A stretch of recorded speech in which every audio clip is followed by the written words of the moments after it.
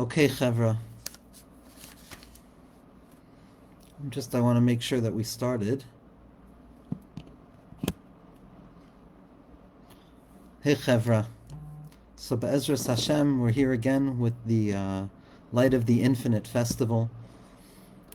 A digital gathering, a digital fabrigan, where ultimately people are joining together, gathering together to connect to the light of the infinite. The time period that we find ourselves in, Sefirat HaOmer represents the liminal passage, or the pathway between exile and redemption. We begin our journey in a state of exile. The nature of exile and the way that our books and our teachers have taught us about exile is that exile does not just mean a collective universal process where the cosmos are in disarray or where history is deferred for one reason or the other. It doesn't just represent global discord. It doesn't just represent the shattered, broken nature of history and the unconscious of history.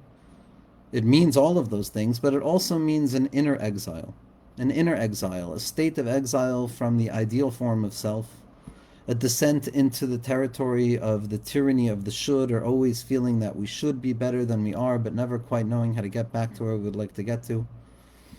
And ultimately, exile is expressed psychologically, and the self is exiled from the self, and the heart is distant from the mind, and the mind is distant from the heart, and ultimately the heart is distant from the body. And the three parts of the self, the mind, heart, and the body, are no longer operating in unison. They're exiled from one another. When Chazal, when our rabbis, when the teachers, when the wise men and the wise thinkers, the wise women, when everybody gathered together to try and understand what the condition was, what was it that could define exile in its most acute form, the exile of the self, it was referred to as a golus hadibur, an exile in the sense of speech, an exile of speech, an exile of the ability to communicate, to speak, to develop words and language to convey what is being felt internally towards the outside world. It was a golus hadibur, there was an exile of speech. Now, speech is not simply something that the human being does amongst other things. Speech is the essential nature of the human being themselves, to the degree that speech is the mark of what it means to be a human being. When Onkelos Hager, the official translator of Torah's Moshe, and that translation, the secret of translation, the nature of translation, is ultimately fundamentally tied up with the question of language, because language is always tied up with translation. Language is the translation of thought, to the degree that language is shifting the nature of thought to become something other than it is, so that it can be conveyed to a boundary that was considered unreachable. That's the process of translation. Thought is translation of desire. And thought then gets translated through speech, and then speech gets translated through action. Onkelos points out that v'yipach ba'apav nishmas ruach hayim, I'm sorry, that when the Torah tells us that God breathed life into man, into the human, a spirit of God that animates the self, the vitality of the self, it's referred to as ruach memala, the capacity towards speech, the capacity towards forming ideas, symbols that can become reference to ideals that can't quite be expressed in any other way than language and communication. That is the capacity of man, to speak. And in exile, when we descend away from ourselves, we fall into the exile of language. Now, the exile of language is not simply a breakdown in terms of what it means to interact between others, or community to community, or culture to culture. That's the instrumental nature of language. That's the audible nature of language. But language is also an inner experience. And there is a speech prior to expression. There is an inner dialogue that takes place. There are the letters of the mind, or there is the speech of thought.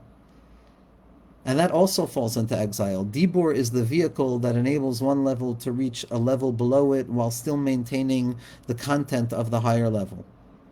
Without language, there is no process, there is no flow, there is no extension of above down to below.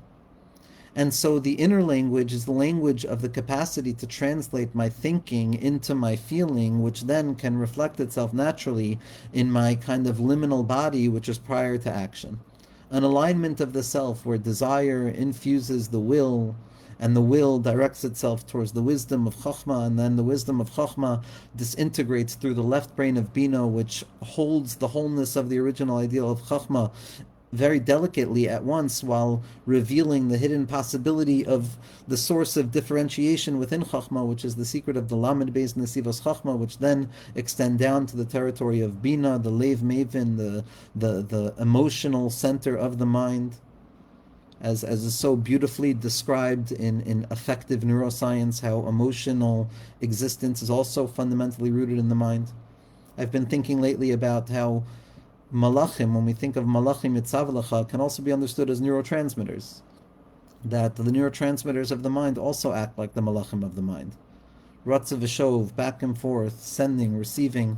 And so the processes of neuroscience and the way that the mind holds this process of thinking is ultimately one of the best places that we can come to see the soul in reflection. That point at which spirit becomes flesh and flesh connects back to spirit. But be that as it may, without going too far off into a tangent, the Bina then births Midos. So what we have is a translation now from thought down into understanding, and understanding dissects the idea so that it can become practical. I make distinctions so that now I have bite-sized pieces of monadic information that can be conveyed to particular circumstances and situations. And then it begins to infuse the life of the Midos themselves. The emotional space in which feelings begin to be felt. As the theorists point out, that first and foremost there's an inner feeling, which is something that is fundamentally internal to the self. The self feels itself. It's the burgeoning process of viscerality, where I come to be aware of the fact that I have a heart and I feel something. And then the emotion is the extension of that feeling and how it packages itself externally. But the beginning of feeling and the emergence of emotion is that point where Bina now gives birth to Chesed, Gvura, Tiferes, Netzach, Hod, Yesod. My Rebbe, Rav Yitzchak, my Morgenstern Shlita, the tzaddik, the person I try and connect to, I don't have the right to call him my Rebbe, but the Torah that I try most to connect to, the tzaddik I try most to connect to, describes the vectors of Chesed, Gvura, Tiferes, Netzach, Hod, Yesod, this work of the Midos, where language brings thought down into the Midos. The language of my mind enables me to process experience and then to be in the feeling itself. Chesed, Gvura, Tiferes represent the first stage of the emergence of feeling. It can be almost described as the feeling itself. It is that unfelt sense, meaning it's not felt in a sensual way yet, but it's the emergence of emotion, and the body keeps score and it knows what it's going to begin to feel. It's the emergence of moods. And there's the Chochmah, there's the Chesed, Gvur, Tiferes of that. There's the left, the right, the left, and the center. And then there's the replication of that in the secondary level of the Midos, which we can term the emotional representation of the inner feeling, which is going to be the Netzachod and the Yesod. Netzach is a reflection of the Chesed, because they both represent the right side, which are ultimately just reflections of Chochmah in the mind, because the emotions are rooted in the mind ultimately. The left side is going to be the Bina that gives birth to the Gevura on the first level of experience, and then the Hod, which is that replication on that secondary level of the emotional felt experience. And then there's Tiferes, which is the central pillar, and it extends down into Yesod as well. So what are these Midos? What do they mean? So the way that my Rebbe describes them is as follows, that Chesed is love. Chesed is the impulse to move outwards. And the impulse to move outwards and extend and flow forth is rooted in Ahavas Hashem,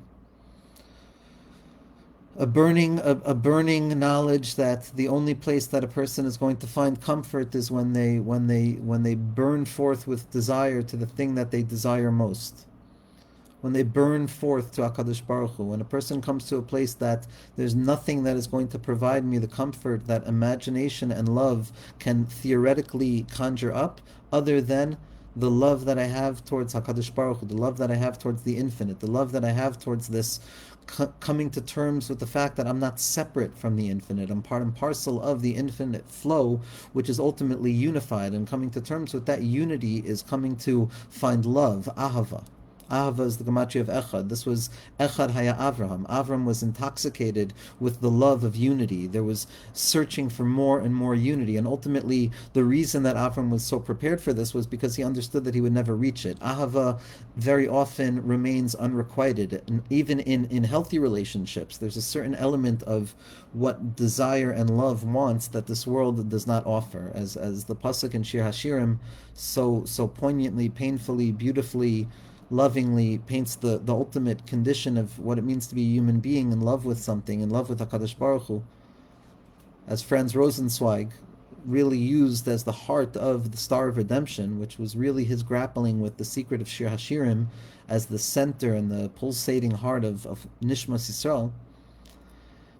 In the 6th parak and the 8th pasuk, it says, Kasha kisha'ol kina, that jealousy is as difficult and as fierce as the abysmal depths of hell, Sheol.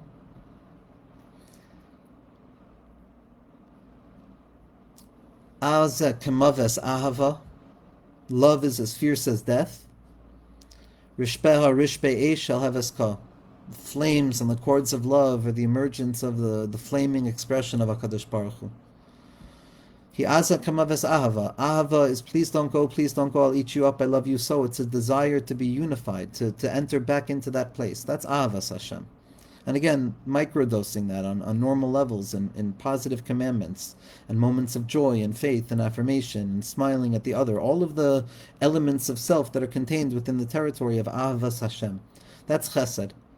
Then there's gvura, which is yiras Hashem, which is the retreat. It's not the surge forth, but it's the retreat away from the attempt to extend outwards and a willingness to concave inwards, like the cave of the mind and the tzimtzum, the contraction of the self, and the recognition that just as God is a concealed thing, so too the self must be a concealed thing. And sometimes too much of experience and presentness with life itself is overwhelming, and a person furrows back into the softer territory of the mind, that more severe place, soft and severe at the same point, because there's a warmth there. There's a space there. Hine makom iti. There's a cleft within the rock that when things get too overwhelming and the running forward and the love and the love sickness of it all gets too intense, that a person retreats back into yiras Hashem. A person retreats back into a place of distance and comes to own the fact that, okay, Hashem, I can't fundamentally connect to you. I can never fundamentally connect to you. There is no fundamental connection to you. You are fundamental. Nothing else is fundamental. Only you are the capital F fundamental. Nothing else is fundamental. Everything else is secondary and derivative. Nishmas Yisrael is the most fundamental derivative that exists, and HaKadosh Baruch Hu loves us to the degree that it's as if we're fundamental. And yiras Hashem is ultimately this coming to terms with the fact that just as I can't fundamentally grasp you by way of ahava or know you fundamentally, so too, the only way that I can truly replicate that spiritual desire to connect fundamentally to you and then to return to the recognition that I can't connect to you is to know what it means to not connect to something in this world. And that's the mitzvahs lo saseh, the things that I don't do in order to ensure that my relationship with God continues to move upwards. This is the secret of sur meira, of detaching ourselves from negativity to the degree that we are volitional creatures, to the degree that in accordance with the context of our situatedness and our religious and spiritual education and our psychosocial history and all of the micro and macrocosms of the day and the hour and the year and history, in accordance with each and every person's nekudas habachira, according to the conjecture of their own subjective heart, each and every person grasps God in their own particular way. We have the guide of the Torah and the mitzvos, and we have the guide of Torah b'chsav, Torah sheba'al peh, Yud Gimel Ikrei Amuna, the capacity to understand what it means to not understand, to have ways of thinking about that which can't be thought about. But ultimately, the mitzvahs lo saseh, in that place of refrain, I am in fact revealing a deeper part of myself than I'm even revealing when I have this active surge to move upwards by way of owning and acquiring. There's a relinquishment of grasp. There's a surrender that's not rooted in hopelessness when it comes to Yiras Hashem. It's coming to terms with the fact that, wow, I had no idea how great and how infinite you are, and I don't know anything, and all I can do is try and express some self-control in this world, to reveal more of myself. That's the posture of Yiras Hashem. And then Tiferes is Dveikus. Tiferes is the middle pillar, which is connection, presence, all-rightness. It very often is the bonds between the inside and the outside of the self, where the self is both contemplating itself and also how it can help. It's not yet in the process of developing ways of helping, but it's beginning to conjure up to itself what the Iker Tachlis is. What does Hashem want from me in this world? That's where Tiferes begins to really begin to paint itself. The self begins to paint itself in all of the hues and the different colors. Imagine a beautiful gallery of Rothkos, that each one representing a different point of emergence, and how all of them reveal a certain unity of colors that own the differentiation of themselves. What Rabbeinu Schusi Ogen Aleinu referred to as the Heichal Hagvanim Hamishtanim, the chamber of changing colors, and also the colors of changing chambers, and the Achdus Hapashat Hayoitze Mei Pulos Hamishtanos, and the fundamental unity that emerges from within the shifting changes of the self. That's the territory of Dveikus, where each and every moment, wherever I find myself, I'm with you, HaKadosh Baruch Hu, above you, below you, there you, here, there, everywhere you. I want nothing but you. I want nothing but you. Ahava Yira, it doesn't make a difference. Avram Yitzchak, it doesn't make a difference. I want you. That's the level of Dveikus. When a person connects to Tefillah, when a person says to HaKadosh Baruch Hu, I know you're real, I know that in the end of the day you're real, and a person pushes themselves to smile, or to eat with more intention, or to make a bracha, that's the Hisgalus of Tiferes, a moment of Dveikus. And that's all internal. And then the next level below is going to be Netzach, Hod, and Yesod. And this is what I love so much about how I learned this from my Rebbe's writings, is that Netzach, Hod, and Yesod, as we said, are just ultimately replications of the inner process of Chesed, Gvura, and Tiferes, which we're terming kind of this effective neuroscience-based distinction between the emergence of feeling internally and then the eventual expression of emotion itself, which is already communication externally.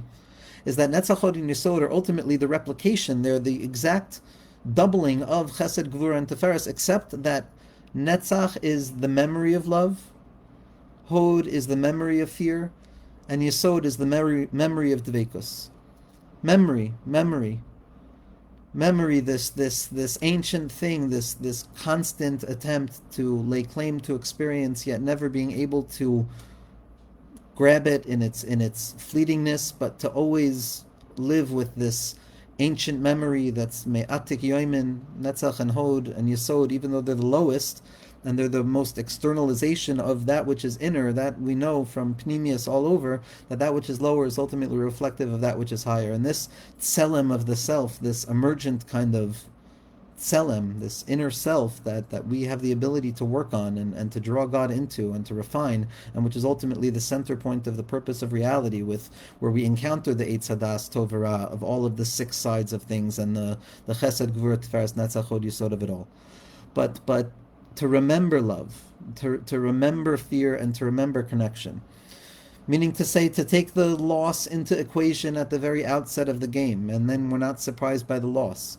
If I assume that any spiritual moment of spiritual activism on a level of Chesed, Gvura, Tiferes is fundamental, and that this is where I'm going to park my ego for the rest of my life, and this is where I'm going to find satisfaction, and this is where I'm going to find the kina and the taiva and the kavod that I need in order to lay claim to certainty, so then a person is lost. If a person thinks that it's going to be sedimented, if a person thinks that any time they feel something good and a level of connectivity to God, that they've reached what they need to reach, and that it's okay, I don't have to try anymore, and that this should last forever, and then I get frustrated at Metzias when it lasts even less than a second, then a person has misunderstood the spiritual task. To be human is not to be perfect and one semblance of self at all times. To be human is to be by definition imperfect.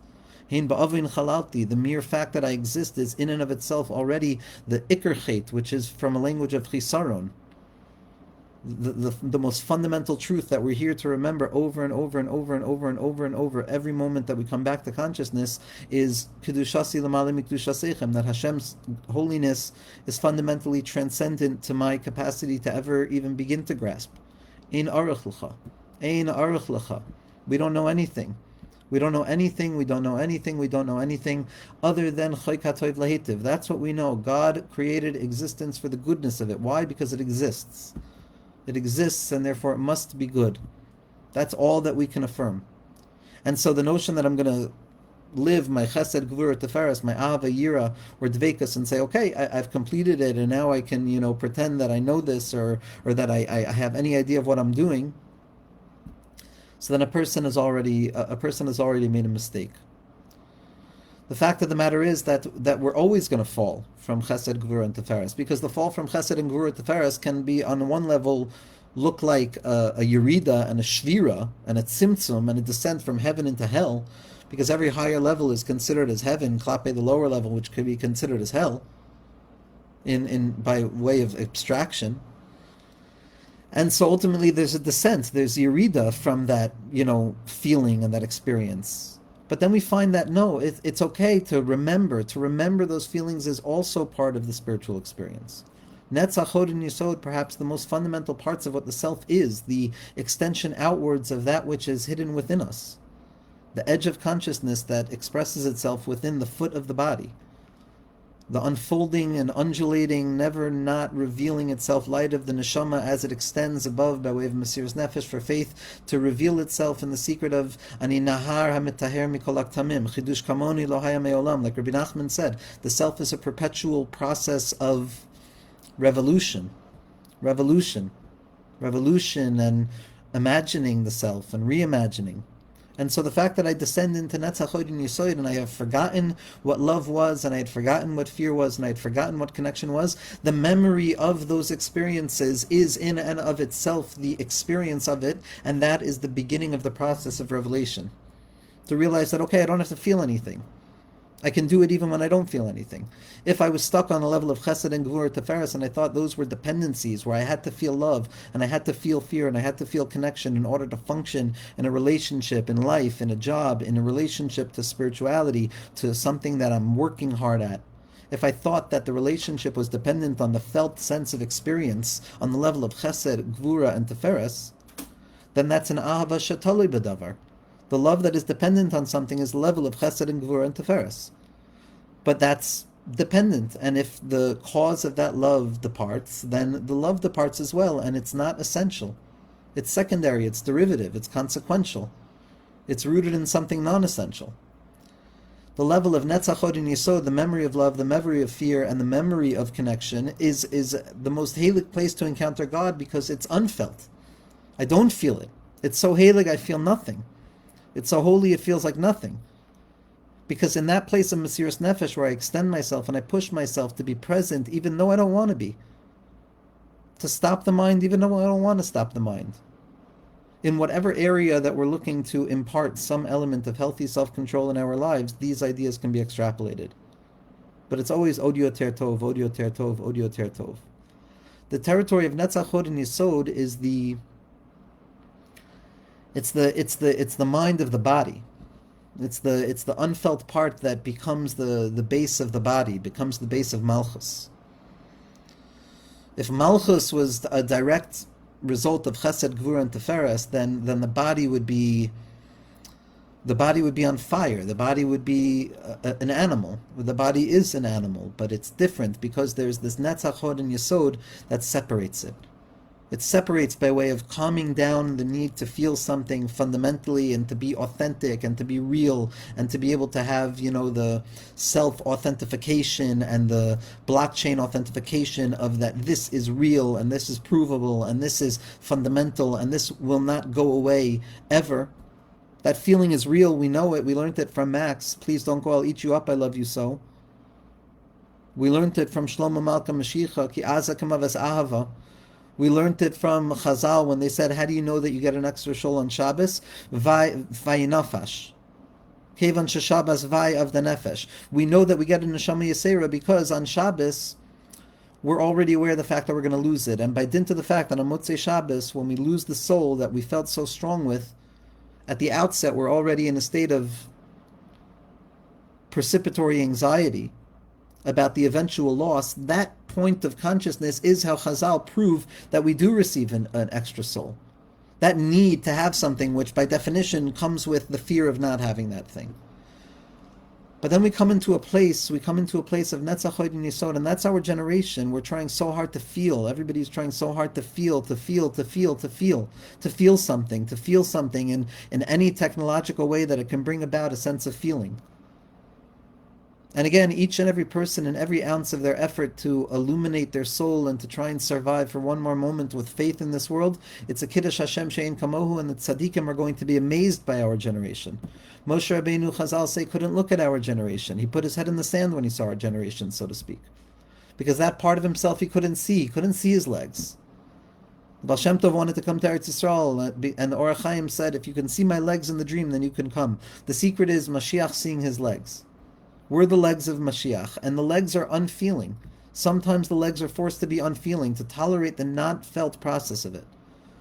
It's true, sometimes I'm not going to feel it. I don't know how to communicate that feeling territory with this territory of actually doing the thing, of living with consciousness, of living with choice, of being present. This is the Iker place, this is the Iker Gilui, where we have to do our avoda, in the unfelt place. And then when we accept upon ourselves the willingness and the confidence. Hold on, I just want to charge my laptop instead of ending in 2 minutes to see if I can extend this a little bit. Hold on, Chevra. Give me a second. I'm just going to plug in my laptop so that I can go for a couple of more minutes.